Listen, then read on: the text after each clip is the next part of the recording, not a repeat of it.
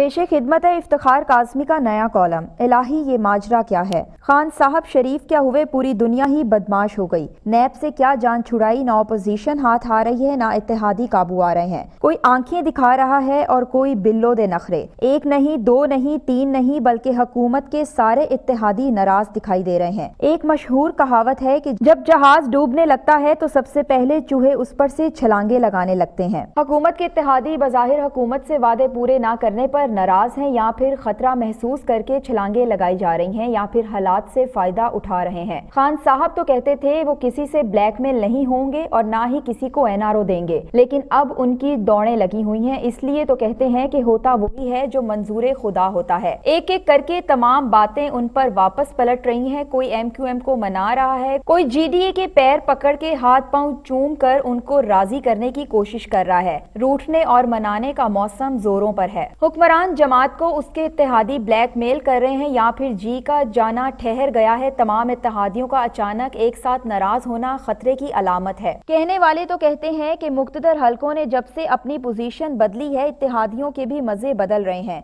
MQM ने वजीर आजम से मुलाकात करने के लिए इस्लामाबाद जाने से इनकार कर दिया, और तंजना इतना है कि फरमान जारी कर दिया गया जिसको एमक्यूएम से बात करना हो वो कराची आ जाए। यानी अब प्यासा कुएं के पास नहीं जाएगा, कुएं को ही चलकर जाना पड़ेगा। तो क्या प्यासे की प्यास बुझ गई है? एमक्यूएम की तरफ से दो टोक जवाब से लगता है कि इत्तेहाद में रहना अब उनके लिए नहीं बल्कि हुक्मरान जमात की मजबूरी है। पुरानी गारंटियां खत्म, अब जो भी होगा नए सिरे से होगा। इत्तेहादियों को या तो केक में बड़ा हिस्सा दरकार है, या फिर उन्हें कहीं से बड़ा हिस्सा मिलने की उम्मीद है। कहने वाले तो ये भी कहते हैं कि हुकूमत के लिए ये साल पहले से ज्यादा मुश्किल है। तब्दीली लाने वालों को खदशा है कि कहीं असली तब्दीली ना आ जाए और इत्तेहादियों का दबाव बढ़ा, या फिर किसी और तरीके से हुकूमत गिराने की कोशिश की गई तो असम्बलियां टूट सकती हैं। नए इलेक्शन की बाज गश भी सुनाई दे रही है। हुकूमत एक कदम आगे बढ़ती है तो दो कदम पीछे जाती है। एक दरिया पार करती है तो एक और दरिया का सामना करना पड़ता है। खान साहब की हुकूमत इत्तेहादियों के सहारे और इत्तेहादी किसी और के सहारे खड़े हैं। किसी एक की बैसाखी निकली तो पूरी हुकूमत रेत की दीवार की तरह गिर सकती है। फिलहाल तो इत्तेहादी मुतालबे कर रहे हैं कि दबाव बढ़ रहा है, मगर हुकूमत से इलेहदा नहीं हो रहे। उम्मीद ये है कि अभी चंद ओवर्स का खेल बाकी है। बहती गंगा में हाथ डुबोए जा सकते हैं, इसलिए खुलकर वजारतें मांगी जा रही हैं।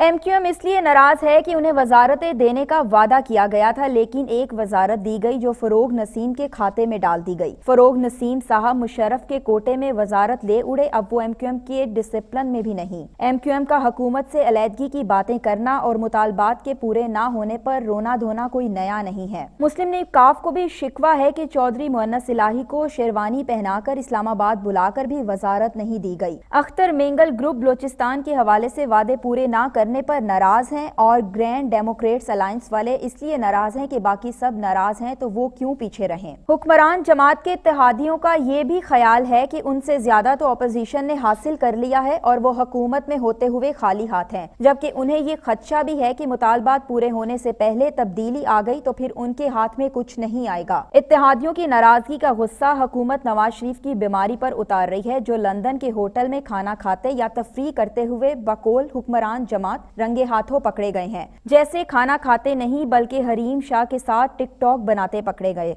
कोशिश ये की जा रही है कि नवाज शरीफ के इलाज पर सवाल उठाकर इत्तेहादियों की नाराजगी से तवज्जो हटाई जा सके। हुक्मरान जमात का एतराफ ये है कि हमने नवाज शरीफ को इलाज के लिए बैरून मुल्क भेजा, लेकिन नवाज शरीफ तो लंदन में खाने खा रहे हैं, अपनी टांगों पर चलते फिरते नजर आते हैं, होटल में बैठकर फैमिली डिनर एंजॉय करते हैं। हुक्मरान जमात ये समझती है कि बीमार को या तो अस्पताल में होना चाहिए या फिर व्हील चेयर पर होना चाहिए। घूमना फिरना उनके सियासी मुखालिफिन के लिए मुजरे सेहत है, कमरा बंद होकर इलाज कराना चाहिए। जबकि नवाज शरीफ के डॉक्टर उनसे कहते हैं कि वॉक करें और चलते फिरते रहें ताकि खून की गर्दिश ठीक रहे, लेकिन इस तरीका इलाज से बहुत सो का जी जलता है, बल्कि ये सीने पर मूंग दलने के मुतरादिफ है। अगर किसी को याद हो तो नवाज शरीफ जब लाहौर के सर्विसेज अस्पताल में जेरे इलाज थे तो उस वक्त भी खुद चलकर अपने टेस्ट कराने जाया करते थे। उन्होंने कभी व्हील चेयर इस्तेमाल ना की और किसी के सहारे चलने की कोशिश नहीं की। नवाज शरीफ खुद को बीमार और कमजोर जाहिर नहीं करना चाहते। अब लंदन में भी वो इसी पर अमल कर रहे हैं। नवाज शरीफ के साहबजादे हुसैन नवाज ने इस तस्वीर के हवाले से बताया कि ये तस्वीर कहाँ की है और उसकी वजह क्या है।